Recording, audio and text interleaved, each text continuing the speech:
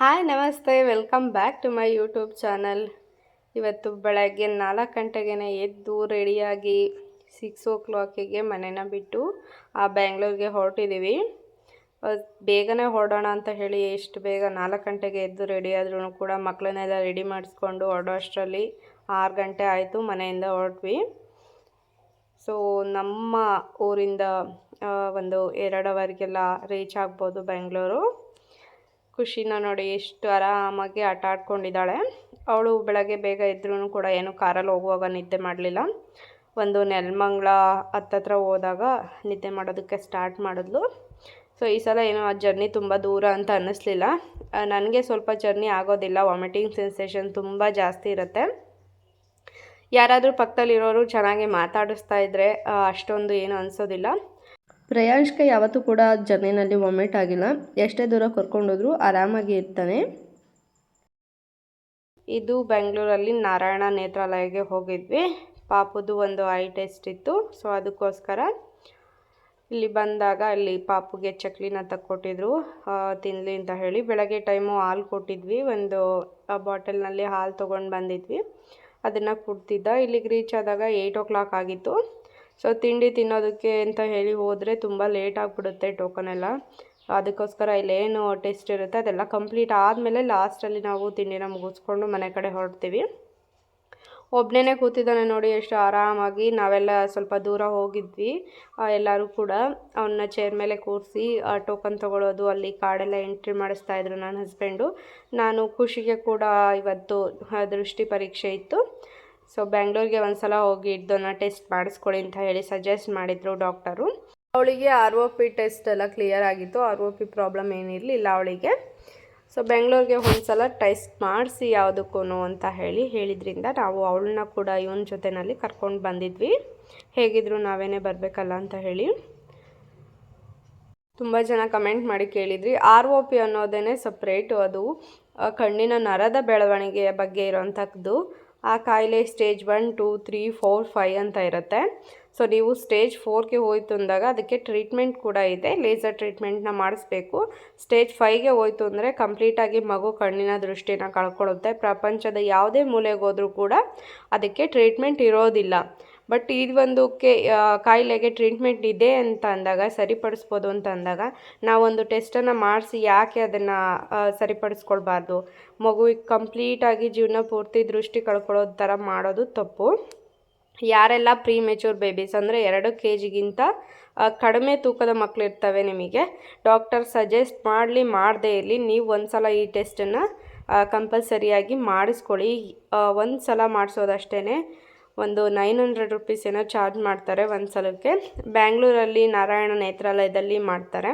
ಅಲ್ಲಿ ಮಾಡಿಸ್ಕೊಂಡ್ರೇನು ಸ್ವಲ್ಪ ಕಡಿಮೆ ಚಾರ್ಜಸ್ ಇರುತ್ತೆ, 700 or 600 ಅಷ್ಟೇ. ಒಂದು ಸಲ ಮಾಡಿಸಿದ್ರೆ ಗೊತ್ತಾಗುತ್ತೆ ಅಲ್ವಾ ನಿಮಗೆ ಏನು ಪ್ರಾಬ್ಲಮ್ ಇದೆಯಾ ಇಲ್ವಾ ಅಂತ ಹೇಳಿ. ನಾವು ಬ್ಯಾಂಗ್ಳೂರಲ್ಲಿ ಐ ಟೆಸ್ಟಲ್ಲಿ ಹಾಸ್ಪಿಟಲ್ನಲ್ಲಿ ಎಲ್ಲ ಮುಗಿಸ್ಕೊಂಡು ಬೆಂಗಳೂರಿನಲ್ಲಿನೇ ನನ್ನ ಹಸ್ಬೆಂಡ್ ಅವರ ದೊಡ್ಡಮ್ಮನ ಮಗಳು ಇವರು ನಿರ್ಮಲಾ ಅಂತ ಹೇಳಿ, ಇವ್ರ ಮನೆಗೆ ತುಂಬ ದಿನದಿಂದ ಕರೀತಾಯಿದ್ರು. ಲಾಸ್ಟ್ ಟೈಮ್ ಕೂಡ ಬರೋದಕ್ಕಾಗಿರಲಿಲ್ಲ. ಈ ಸಲ ಹೋಗ್ಬಿಟ್ಟು ಬರೋಣ ಅಂತ ಹೇಳಿ ನಮ್ಮ ಅತ್ತೆ ಕೂಡ ಬಂದಿದ್ರಲ್ಲ. ಸೊ ಅವರು ಮಗಳು ಮನೆಗೆ ಹೋದಾಗುತ್ತೆ ಅಂತ ಹೇಳಿ ಎಲ್ಲರೂ ಕೂಡ ಬಂದ್ವಿ. ಇಲ್ಲಿ ಬಂದು ಸ್ವಲ್ಪ ಹೊತ್ತು ಸಾಕಾಗ್ಬಿಟ್ಟಿತ್ತು ಜರ್ನಿ ಎಲ್ಲ ಮಾಡಿ. ಆರಾಮಾಗಿ ಮಲ್ಕೊಂಡಿದ್ವಿ.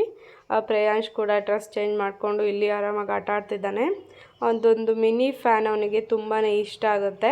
ಅವನ ಹತ್ರ ಕೂಡ ಇತ್ತು. ಇಲ್ಲಿದ್ದ ಗೊಂಬೆ ಮತ್ತು ಮಿನಿ ಫ್ಯಾನ್ ಎರಡನ್ನೂ ತೊಗೊಂಡು ಆರಾಮಾಗಿ ಆಟ ಆಡ್ತಿದ್ದ. ಬಟ್ ಖುಷಿ ಅವ್ರ ಅಪ್ಪನ ಹತ್ರ ಹೋಗೋದು ಅವನಿಗೆ ಇಷ್ಟ ಆಗೋದಿಲ್ಲ.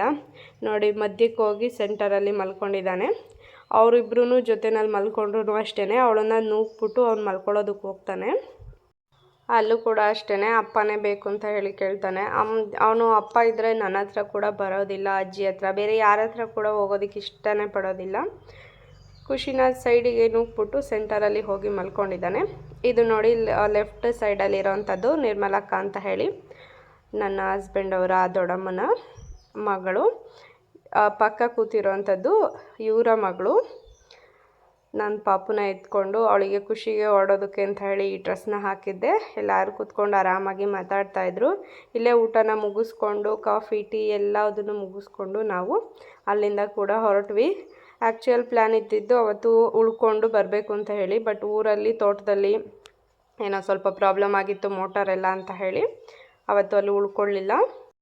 ಹಾಯ್, ನಾನೀಗಾಗಲೇ ತುಂಬಾ ವೀಡಿಯೋಸ್ಗಳಲ್ಲಿ ROP ಬಗ್ಗೆ ತುಂಬ ವೀಡಿಯೋಸ್ಗಳನ್ನ ಶೇರ್ ಮಾಡ್ಕೊಂಡಿದ್ದೀನಿ, ಹೇಳ್ಕೊಂಡಿದ್ದೀನಿ. ಅದು ಯಾವ ರೀತಿ ಆಗಿರುತ್ತೆ ಅಂತ ಹೇಳಿ. ಆದರೂ ಕೂಡ ಯಾರೋ ಒಬ್ಬರು ತುಂಬ ಸಲ ಕಮೆಂಟ್ ಮಾಡ್ತಾನೆ ಇದ್ರು, ಅದರ ಬಗ್ಗೆ ಏನು ಅಪ್ಡೇಟ್ ಮಾಡಿಲ್ಲ, ವೀಡಿಯೋಸ್ಗಳನ್ನ ಕೂಡ ಕಂಟಿನ್ಯೂ ಮಾಡಿಲ್ಲ ಅಂತ ಹೇಳಿ. ವೀಡಿಯೋಸ್ ಯಾಕೆ ಕಂಟಿನ್ಯೂ ಮಾಡಿಲ್ಲ ಅಂದರೆ ನನ್ನ ಮಗಳಿಗೆ ROP ಪ್ರಾಬ್ಲಮ್ ಇಲ್ಲ. ROPಯ ಒಂದು ಪ್ರಾಬ್ಲಮ್ ಅಂದರೆ ಕಣ್ಣಿನ ನರ ಇಲ್ಲಿಂದ ಎಡ್ಜ್ವರೆಗೆ ಬೆಳಿಬೇಕು ಅಂತ ಇರುತ್ತೆ. ಯಾವಾಗ ಅದು ಕಂಪ್ಲೀಟಾಗಿ ಬೆಳೆಯೋದಕ್ಕೆ ಆಗೋದಿಲ್ಲ, ಈ ರೀತಿಯಾಗಿ ಒಂದು ತಡೆಗೋಡೆ ರೀತಿ ನಿರ್ಮಾಣ ಆಗಿರುತ್ತೆ ಕಣ್ಣಲ್ಲಿ. ಅದು ಆ ನರನ ಮುಂದಕ್ಕೆ ಹೋಗೋದಕ್ಕೆ ಬಿಡೋದಿಲ್ಲ, ಗೋಡೆ ಥರ ಅಡ್ಡ ಆಗಿರುತ್ತೆ. ಇದು ಕಂಪ್ಲೀಟಾಗಿ ಸ್ಟೇಜ್ 4 ಸ್ಟೇಜ್ 5ಗೆ ಹೋದರೆ ಕಂಪ್ಲೀಟಾಗಿ ಮಗು ಕುರುಡಾಗುತ್ತೆ. ಸೊ ಅದಕ್ಕೆ ಮುಂಚೆ ಸ್ಟೇಜ್ 3 ಅಥವಾ 4ಗೆ ರೀಚ್ ಆಗ್ತಿದ್ದಂಗೆ ನೀವು ಲೇಸರ್ ಟ್ರೀಟ್ಮೆಂಟನ್ನು ಕೊಡಿಸ್ಬೋದು. ಲೇಸರ್ ಟ್ರೀಟ್ಮೆಂಟನ್ನು ಕೊಡಿಸಿದಾಗ ಏನು ಅಡ್ಡ ಗೋಡೆ ರೀತಿ ಇರುತ್ತೆ ಅದನ್ನು ಕಂಪ್ಲೀಟಾಗಿ ಅದು ತೆಗೆದಾಕುತ್ತೆ. ಕಣ್ಣಿನ ನರ ಕಂಪ್ಲೀಟಾಗಿ ಎಡ್ಜ್ವರೆಗೆ ಬೆಳೆಯುತ್ತೆ. ಇದು ಬೆಂಗಳೂರಿನ ನಾರಾಯಣ ನೇತ್ರಾಲಯದಲ್ಲಿ ಮಾತ್ರ ಮಾಡೋದಂಥದ್ದು. ನನಗೆ ಗೊತ್ತಿರೋ ಪ್ರಕಾರ ಇದೇ ಹಾಸ್ಪಿಟಲು. ಯಾಕಂದರೆ ತುಂಬ ಜನ ಹುಬ್ಳಿ, ದಾವಣಗೆರೆ, ಬಿಜಾಪುರ, ಕೋಲಾರ ಅಲ್ಲೆಲ್ಲಿಂದ ಕೂಡ ಇಲ್ಲಿಗೇ ಬರ್ತಾರೆ. ಅಲ್ಲೆಲ್ಲೂ ಹಾಸ್ಪಿಟಲ್ ಅದಿಲ್ಲ ಅಂತ ಹೇಳಿ, ಆ ಫೆಸಿಲಿಟಿ ಇಲ್ಲ ಅಂತ ಹೇಳಿ. ಸೊ ಅದಕ್ಕೋಸ್ಕರ ಹೇಳ್ತಾ ಇದ್ದೀನಿ ಅಷ್ಟೇ. ಬೆಂಗಳೂರಲ್ಲಿನೇ ಆ ಒಂದು ಹಾಸ್ಪಿಟಲ್ದು ತುಂಬ ಬ್ರ್ಯಾಂಚಸ್ ಇದೆ. ನಾವು ಹೋಗುವಂಥದ್ದು ರಾಜಾಜಿನಗರಲ್ಲಿ ಇಸ್ಕಾನ್ ಟೆಂಪಲ್ ಪಕ್ಕ ಇರೋವಂಥ ನಾರಾಯಣ ನೇತ್ರಾಲಯಗೆ. ಒಂದು ಕಣ್ಣಿಗೆ ಲೇಸರ್ ಟ್ರೀಟ್ಮೆಂಟಿಗೆ 20,000 ತೊಗೊತಾರೆ. ಎರಡು ಕಣ್ಣಿಗೆ ಮಾಡಿಸ್ಬೇಕಂದ್ರೆ 40,000 ಆಗುತ್ತೆ. ಬಟ್ ಅದು ಒಂದೇ ಸಲಕ್ಕೆ ಕ್ಯೂರ್ ಆಗುತ್ತೆ ಅಂತ ಹೇಳೋದಿಲ್ಲ. ಕೆಲವು ಮಕ್ಕಳಿಗೆ ಒಂದೇ ಸಲಕ್ಕೆ ಆಗುತ್ತೆ, ಕೆಲವು ಮಕ್ಕಳಿಗೆ 2 ಸಲ ಬೇಕಾಗುತ್ತೆ, ಅಥವಾ 3 ಸಲ ಲೇಸರ್ ಟ್ರೀಟ್ಮೆಂಟ್ ಬೇಕಾಗುತ್ತೆ, ಕೆಲವೊಂದಕ್ಕೆ 5 ಸಲ ಲೇಸರ್ ಟ್ರೀಟ್ಮೆಂಟ್ ಬೇಕಾಗುತ್ತೆ.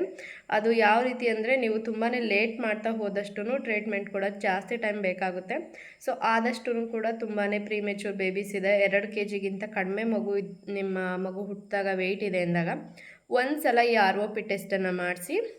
ತುಮಕೂರಿನಲ್ಲಿ ನೀವು ತುಮಕೂರು ಡಿಸ್ಟಿಕಲ್ಲಿ ಇದ್ದೀರಾ ಅಂತಂದರೆ ತುಮಕೂರಿನ ಸಿದ್ಧಗಂಗಾ ಹಾಸ್ಪಿಟಲ್ನಲ್ಲಿ ಪ್ರತಿ ಶುಕ್ರವಾರ ಬೆಂಗಳೂರು ನಾರಾಯಣ ನೇತ್ರಾಲಯ ಹಾಸ್ಪಿಟಲಿಂದ ಅವರೇ ಒಂದು ಸ್ಟಾಫ್ಸ್ ಬಂದು ಇಲ್ಲಿ ಆ ಟೆಸ್ಟನ್ನು ಮಾಡಿ ಹೋಗ್ತಾರೆ.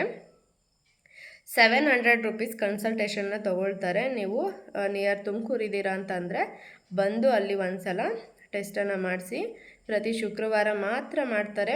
ನೀವು ಅಲ್ಲಿಗೆ ರಿಸೆಪ್ಷನ್ಗೆ ಕಾಲ್ ಮಾಡಿ ಅವ್ರು ಬರ್ತಾರಾ ಇಲ್ವಾ ಅಂತ ಹೇಳಿ ಕೇಳಿಕೊಂಡು ಕೂಡ ಬರ್ಬೋದು. ತುಂಬ ದೂರದಿಂದ ಬರ್ತಿದ್ದೀರಾ ಅಂತಂದರೆ. ಇದು ROP ಪ್ರಾಬ್ಲಮ್ಮು. ನೆಕ್ಸ್ಟು ದೃಷ್ಟಿ ಚೆನ್ನಾಗಿದೆಯಾ ಕಣ್ಣಿಂದು, ಯಾವ ರೀತಿ ಇದೆ ಅಂತ ಹೇಳಿ ಅಲ್ಲಿನೇ ಕೂಡ ಟೆಸ್ಟ್ ಮಾಡ್ತಾರೆ. ಪ್ರತಿಯೊಂದು ಮಗುವಿಗೂ, ಅದು ಪ್ರೀಮೆಚೂರ್ ಮಗು ಆಗಿರಲಿ ಅಥವಾ ಟರ್ಮ್ ಬೇಬೀಸ್ ಆಗಿರಲಿ, ಇದನ್ನು ಕಂಪಲ್ಸರಿಯಾಗಿ ಎಲ್ಲರೂ ಪ್ರತಿಯೊಂದು ಪೇರೆಂಟ್ಸ್ ಕೂಡ ಈ ಟೈಮ್ನಲ್ಲಿ ಮಾಡಿಸ್ತಾ ಇದ್ದಾರೆ. ಅದಕ್ಕೆ ಏನು ತುಂಬ ಖರ್ಚಾಗೋದಿಲ್ಲ, ಒಂದು 300 ರೂಪೀಸ್ ಏನೋ ಚಾರ್ಜ್ ಮಾಡ್ತಾರೆ ಬೆಂಗಳೂರಿನಲ್ಲಿ. ಸೊ ಏನಕ್ಕೆ ಮಾಡಿಸ್ಬಾರ್ದು, ಒಂದು ಸಲ ಮಾಡಿಸೋಣ ಅಂತ ಹೇಳಿ ನಾವೇ ಅಲ್ಲಿಗೆ ಹೋಗಿ ಖುಷಿಗೆ ಒಂದು ಸಲ ಮಾಡಿಸಿದ್ವಿ. ಯಾವುದೇ ರೀತಿಯ ಪ್ರಾಬ್ಲಮ್ ಇಲ್ಲ, ಚೆನ್ನಾಗಿದೆ ಕಣ್ಣಿನ ದೃಷ್ಟಿ ಅಂತ ಹೇಳಿದ್ದಾರೆ. ಸೊ ROP ಟೆಸ್ಟ್ ಬೇರೆ, ಈ ಒಂದು ಕಣ್ಣಿನ ದೃಷ್ಟಿ ಪರೀಕ್ಷೆ ಬೇರೆ, ಎರಡೂ ಕೂಡ ಬೇರೆ ಬೇರೆ ಆಗಿರುತ್ತೆ.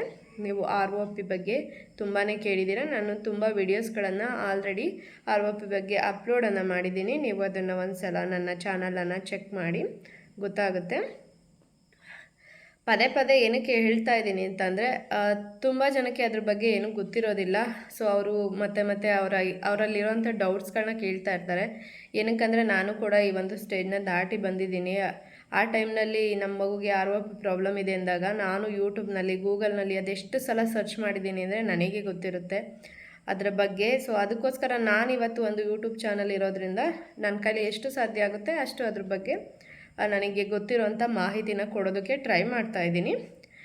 ಇದೇ ರೀತಿಯಾಗಿ ಸಪೋರ್ಟ್ ಮಾಡ್ತಾಯಿರಿ ನನ್ನ. ಬೇರೆ ಏನೇ ಡೌಟ್ಸ್ ಇದ್ರೂ ಕೂಡ ಕಮೆಂಟ್ ಮಾಡಿ, ಕಮೆಂಟ್ನಲ್ಲಿ ಕೂಡ ಆನ್ಸರ್ ಮಾಡ್ತೀನಿ. ಕೆಲವೊಂದಷ್ಟನ್ನು ತುಂಬ ಕ್ಲಿಯರಾಗಿ, ಕ್ಲಾರಿಟಿಯಾಗಿ ಹೇಳಬೇಕು ಅಂತ ಅಂದಾಗ ವಿಡಿಯೋ ಕೂಡ ಮಾಡಿ ಅಪ್ಲೋಡ್ ಮಾಡ್ತೀನಿ. Thanks for watching.